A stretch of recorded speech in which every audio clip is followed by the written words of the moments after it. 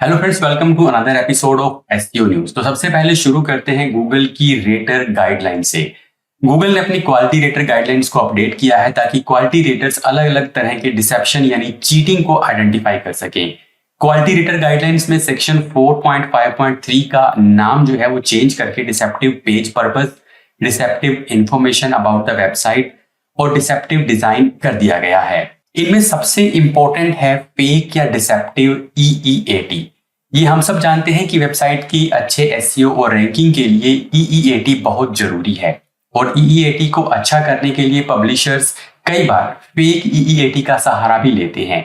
इसी के बारे में गूगल ने गाइडलाइंस में कुछ अपडेशन की है, जैसे कि कुछ वेबसाइट्स के पास सिर्फ ऑनलाइन स्टोर होता है लेकिन वो झूठी फोटोज और एड्रेस दिखाकर फिजिकल स्टोर होने का दावा करते हैं।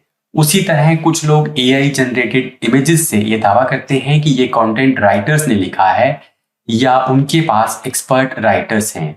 और वहीं बहुत से लोग उन फेक प्रोफाइल्स की झूठी डिग्रीज की गलत इंफॉर्मेशन भी ऐड कर देते हैं, जैसे कि कोई खुद को डॉक्टर बना लेता है या फिर कोई खुद को फाइनेंशियल एक्सपर्ट दिखाता है। तो गूगल ने बेसिकली क्वालिटी रेटर्स को ये सब एनालाइज करने के लिए कहा है। और इसके बाद आता है डिसेप्टिव पर्पस। ठीक है, इसमें डिसेप्टिव पर्पस के अंडर एक न्यू पैराग्राफ ऐड किया गया है, जिसका मतलब है कि कुछ वेबसाइट्स पर गलत इंफॉर्मेशन शेयर की जाती है ताकि वो प्रोडक्ट्स को प्रमोट कर सके।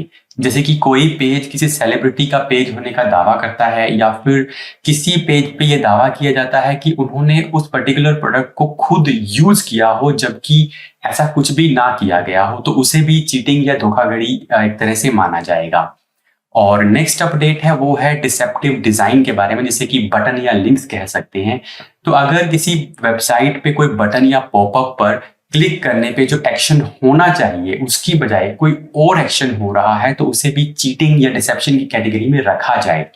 जैसे किसी बटन पर लिखा है कि क्लोज, लेकिन वहां क्लिक करने पर कोई ऐप डाउनलोड होना शुरू हो जाती है, तो उसे डिसेप्शन माना जाएगा। इसी तरह से मिसलीडिंग टाइटल्स, यानी टाइटल और है और पेज का कंटेंट कुछ और है, तो उसे भी गलत माना जाएगा।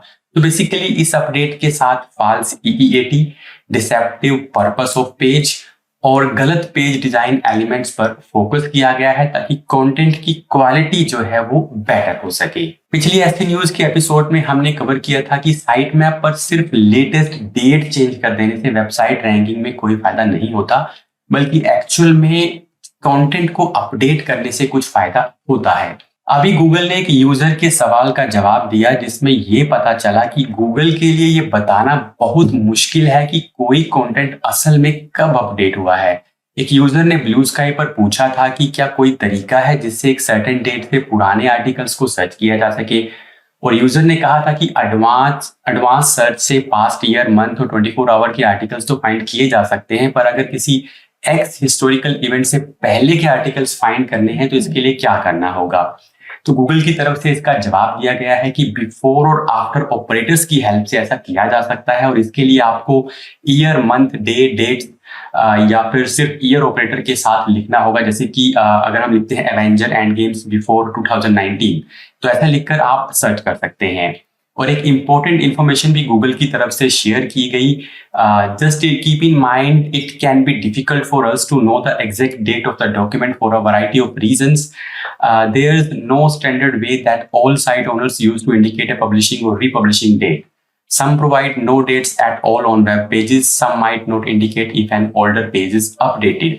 तो कहने का मतलब ये है कि गूगल के पास ऐसा कोई तरीका नहीं है जिससे कंटेंट कब एक्चुअल में पब्लिश हुआ है ये पता लगाया जा सके। इसके साथ ही बिफोर आफ्टर सर्च ऑपरेटर्स अभी भी बीटा में चल रहे हैं, ये भी इसके साथ इंफॉर्मेशन शेयर की गई थी। और अगर आप गूगल के सभी सर्च ऑपरेटर्स के बारे में डिटेल से जानना चाहते हैं तो उस पर मैंने ये वीडियो बनाया है, इसे आप जरूर देखिएगा। OpenAI यानी चैट जीपीटी ने एक नया फीचर रोल आउट करना शुरू किया है जो कि शॉपिंग है। चैट जीपीटी का ये शॉपिंग फीचर अभी फैशन, ब्यूटी, होम गुड्स और इलेक्ट्रॉनिक कैटेगरीज के लिए अवेलेबल है। यानी अब चैट जीपीटी यूजर्स को सही प्रोडक्ट चुनने में भी हेल्प करेगा। इसका मतलब है कि इससे पहले आप चैट जीपीटी का यूज क्वेश्चंस का आंसर फाइंड करने में, चैट जीपीटी से अपना कंटेंट लिखवाने में, ट्रांसलेशंस में, ग्रामर और दूसरे बहुत से कामों में कर रहे थे, पर अब आप चैट जीपीटी से प्रोडक्ट रिकमेंडेशंस भी ले सकते हैं, जिसके बाद ये आपको प्रोडक्ट की इमेजेस और रिव्यूज दिखा देगा। और उन वेब पेजेस का लिंक भी ऐड कर देगा जहां से आप प्रोडक्ट को बाय कर सकेंगे। आप समझते हैं कि चैट जीपीटी पर आप अपने प्रोडक्ट्स को किस तरह से दिखा सकते हैं। देखिए, अभी तक चैट जीपीटी कोई डायरेक्ट फीड एक्सेप्ट नहीं कर रहा, जैसे कि गूगल शॉपिंग के लिए मर्चेंट सेंटर में डायरेक्ट फीड एक्सेप्ट करता है। अभी चैट जीपीटी एक्सटर्नल सोर्सेज पर डिपेंडेंट है और मर्चेंट और प्रोडक्ट के मेटा डेटा से इंफॉर्मेशन लेकर प्रोडक्ट्स को वो दिखाता है। और अभी ये फीचर बहुत नया है और प्रोडक्ट्स को चैट जीपीटी में कैसे दिखा सकते हैं इस पर ज़्यादा इंफॉर्मेशन अवेलेबल नहीं है, लेकिन जैसे ही इंफॉर्मेशन शेयर होगी तो हम आपके साथ जरूर शेयर करेंगे।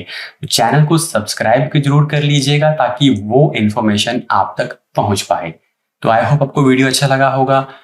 वीडियो अच्छा लगे तो वीडियो को लाइक कर दीजिएगा, चैनल को सब्सक्राइब कर लीजिएगा। मिलता हूं आपसे नेक्स्ट वीडियो के अंदर।